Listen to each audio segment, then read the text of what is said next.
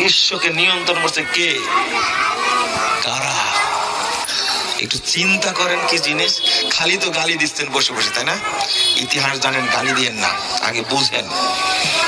গতকালকে বলেছি ফিলিস্তিনিদের সম্পর্কে বক্তব্যে খুব তেতে গেছে। বলেন তো, হামাস কেন হামলা করলো ইসরায়েলে? গত অক্টোবরের তার আগের অক্টোবর, তাই না? কেন হামলা করলো? কে বলেছিল হামলা করতে? সৌদি বলেছিল।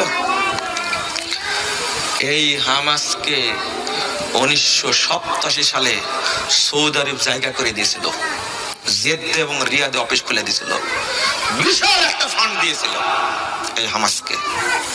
ইতিহাস তো জানেন না আপনারা, আর আমরা ইতিহাস বলিও না, আপনাদের কাছে বলি লাভ কি, তাই না? এই হামাস ফাতার সাথে দ্বন্দ্ব করলো, আমি ওটা বলছি না। হামলা